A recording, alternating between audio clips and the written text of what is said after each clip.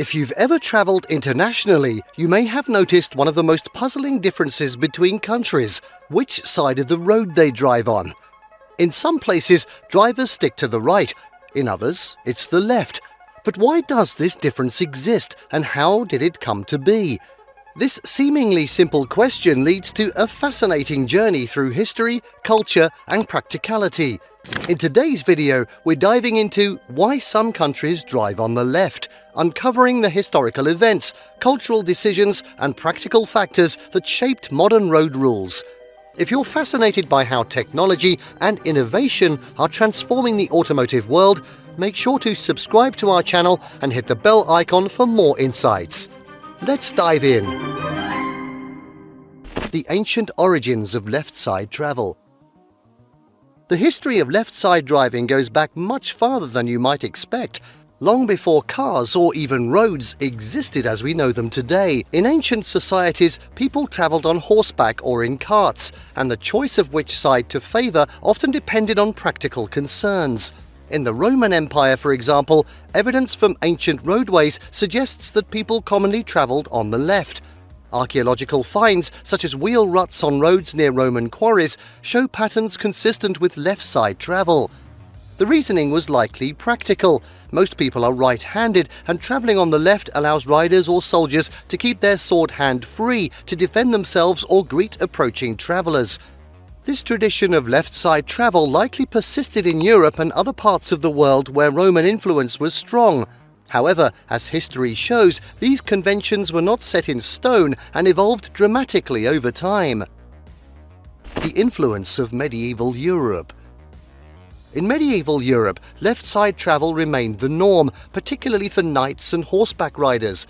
The logic was the same as in Roman times, keeping the right hand free for swordplay or greetings. Roads were often narrow, so passing on the left reduced the risk of accidental collisions or confrontations. Interestingly, some of these customs were formalized as early as the 1300s. For example, in 1300, Pope Boniface VIII declared that pilgrims visiting Rome should keep to the left side of the road. This decree, while religious in origin, further solidified the left-side driving tradition in parts of Europe. As societies advanced and carriages replaced horseback travel, these conventions remained practical. However, the rise of trade and industrialization in the 18th and 19th centuries began to challenge these norms, creating the conditions for a shift. The shift to right-side driving in continental Europe. The large-scale shift from left-side to right-side driving is most closely associated with the influence of France and later the United States. This transition wasn't merely a cultural preference, it was deeply tied to historical events and the rise of new powers. In France, the shift began during the French Revolution. Before this period, the aristocracy favoured left-side travel, while commoners typically stuck to the right to avoid crossing paths with nobles. After the Revolution, left-side travel became associated with the old regime. To symbolize equality and break from the past, revolutionary leaders encouraged right-side travel.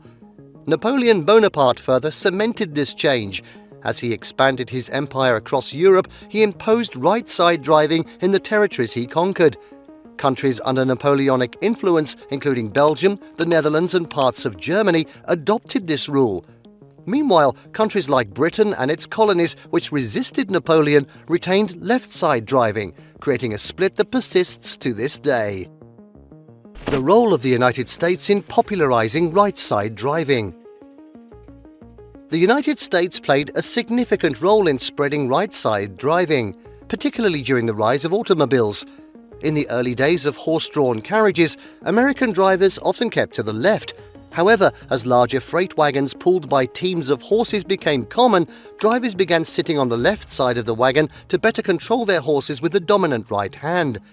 To avoid collisions, they steered their wagons on the right side of the road, making it easier to pass oncoming traffic. This practice carried over to the automotive age. By the early 20th century, most American states had formalized right-side driving as the standard. With the global influence of American automakers like Ford, right-side driving became increasingly common worldwide. Many countries that imported American cars also adopted right-side driving to match the design of vehicles with left-hand steering wheels. Why Britain and its former colonies drive on the left? While much of the world shifted to the right, Britain held firmly to its left-side tradition. This choice was not only a matter of practicality, but also tied to national identity and colonial influence. The British Empire, at its height, spanned continents. As a result, left-side driving became the standard in many British colonies, including India, Australia, South Africa, and parts of Southeast Asia. Even after gaining independence, many of these countries retained left-side driving, partly because of the infrastructure and vehicles already designed for it. In the UK, left-side driving was formalised with the Highway Act of 1835, which made it a legal requirement. Over time, this standard became deeply ingrained in British culture, further distinguishing it from continental Europe and the United States. Global divide. Who drives on which side today?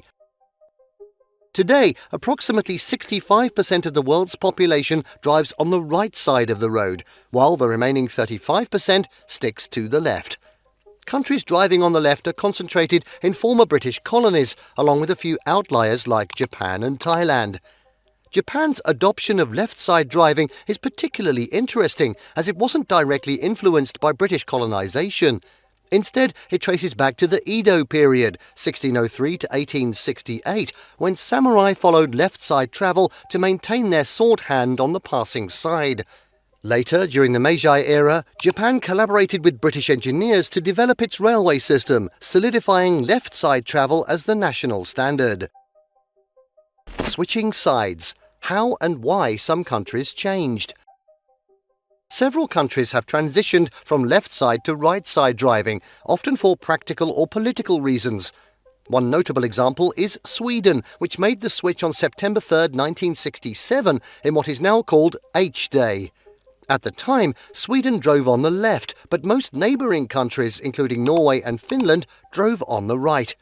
To improve road safety and streamline cross-border traffic, Sweden decided to switch. The transition was a massive logistical challenge. Roads, signs and vehicles had to be adjusted, and extensive public education campaigns were launched to prepare drivers. On the day of the switch, traffic was temporarily halted, and drivers were instructed to move from the left to the right side of the road at a designated time. Remarkably, the transition went smoothly, with few accidents reported. Other countries like Ghana and Nigeria switched to right-side driving in the mid-20th century to align with neighbouring nations and facilitate trade. Practical implications of driving on different sides. Driving on the left or right side of the road has practical implications for vehicle design, infrastructure and travel. For example, cars in left-side countries have the driver's seat on the right, while those in right-side countries have it on the left. This design ensures better visibility and control, especially when overtaking or navigating intersections. When travelling internationally, adjusting to the opposite side of the road can be challenging for drivers. Roundabouts, merging lanes and pedestrian crossings can feel counterintuitive, leading to a higher risk of accidents. This is why rental car agencies in countries with opposite driving standards often provide additional guidance for tourists. The future of road rules. As the world becomes more interconnected, will we ever see a universal standard for which side of the road to drive on? While it's unlikely that any country would switch sides in the modern era due to the logistical and financial challenges, emerging technologies like autonomous vehicles could potentially bridge the gap. Self-driving cars equipped with advanced sensors and AI can easily adapt to different road rules, making the distinction between left and right less relevant for travelers. Additionally, global navigation systems and infrastructure advancements may further reduce the impact of these differences on international travel. The divide between left-side and right-side driving is more than just a quirk of geography. It's a story of history, culture, and practicality. From ancient Rome to the rise of Napoleon, the decisions made centuries ago continue to shape how we navigate the roads today. While the global divide remains, it serves as a reminder of the fascinating ways in which history and tradition influence our modern lives. What are your thoughts on this topic? Do you think the world should adopt a single driving standard, or is the divide part of what makes travel interesting? Let us know in the comments below. Don't forget to like, subscribe, and hit the bell icon for more deep dives into the stories behind the world we live in. Thanks for watching, and we'll see you next time.